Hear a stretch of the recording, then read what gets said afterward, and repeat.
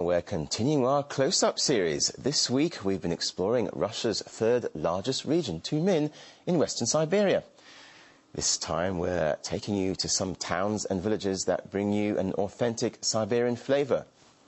The region is home to more than 30 ethnic groups and is believed to be the birthplace of the famous Russian dish pelmeni. RT's correspondent Igor Ogorodov will be joining us more later in the programme. You can tell an ordinary Russian and a Siberian apart in the blink of an eye, wrote one 19th century anthropologist. In those days, Siberians wore different clothes, ate different food, and hunted different animals. But what about now? My journey began in Tumen, but the big city was all shiny oil-funded skyscrapers and shopping malls, much like any other prosperous Russian outpost. So I decided to travel to Yalutorovsk, a small town just outside. Угощайтесь, гости дорогие, нашим хлебушком острожним. Парня молодого полюбила я. Парня полюбила на свою беду. Pelmeni. These humble meat dumplings came from here to dominate the Russian cuisine. But only in Siberia do they put them in soup or fill them with cabbage and jam, making sure you can have pelmeni as a starter, main dish and dessert.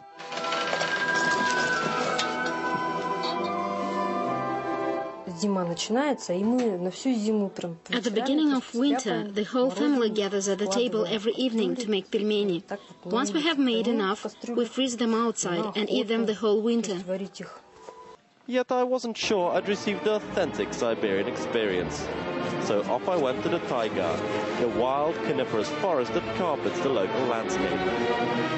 Although it may draw the ire of animal lovers, most people in Siberia see nothing wrong with hunting, though only a few decide to participate.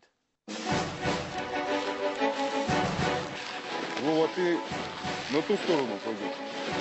Петрович, ты по центру, а я налево.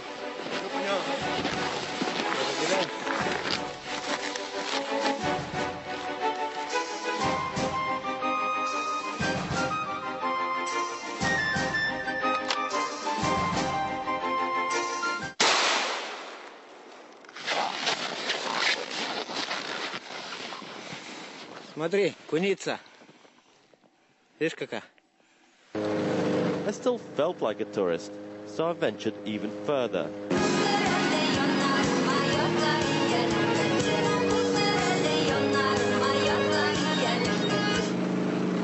Laitamak is in the middle of a swamp, only accessible by air transport in the summer months.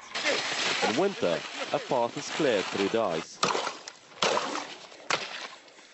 It's inhabited by Siberian Tatars, a large Muslim Turkic minority that migrated here before the Russians.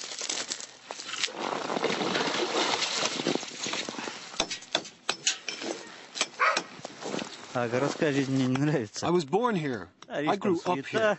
I don't like city life.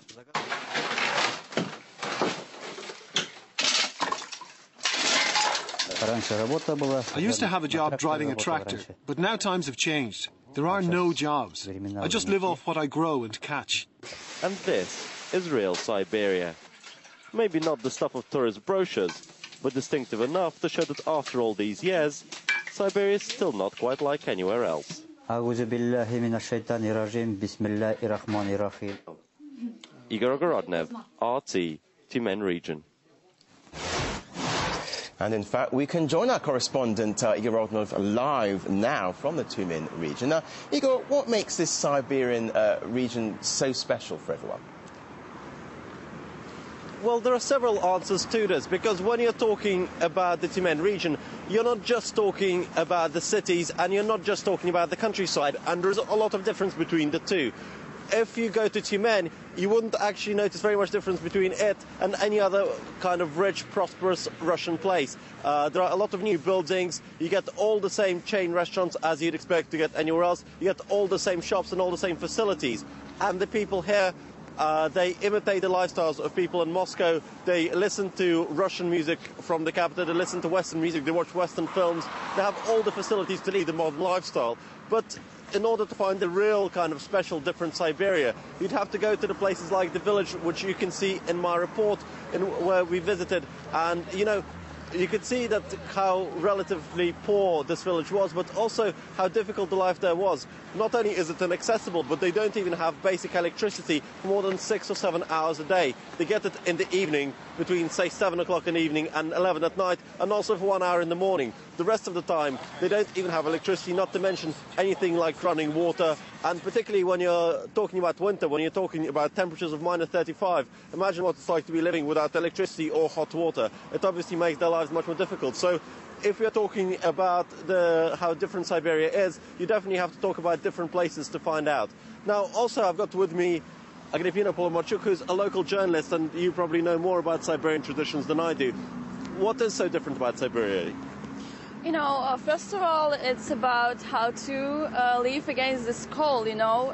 We have a really cold winter this year, and it was a time to refresh memories, how to live, how to survive, you know, when it's so cold. But as we can say, Siberian man is not who don't feel cold, but who know how to wear right way, you know, so... But what about the people? Do you think that this cold weather, this difficult lifestyle, it changes the personality of the people? Yeah, I think it's about the spirit, you know. Siberia and Tyumen especially is a place where people, a lot of cultures and religions live together in peace, you know. And we have different traditions, like Russian religion traditions and traditions of Siberian Tatars, and altogether, I think it's collects a nice Siberian spirit, you know. And just one last question. Do you think these traditions are disappearing slowly with the advent of modern civilization, or do you think that these traditions will remain forever? I think Tyumen is a modern city, but nowadays even young people prefer to remember about traditions and to live with the memories about old days and what our dads and granddads prefer to do, and to celebrate different dates, you know. Thank you. And I was talking to Agrippina Polomarchuk, who's a local journalist, telling us about what's so different about Western Siberia. Interesting stuff. Thank you very much indeed for now. We'll speak to you later.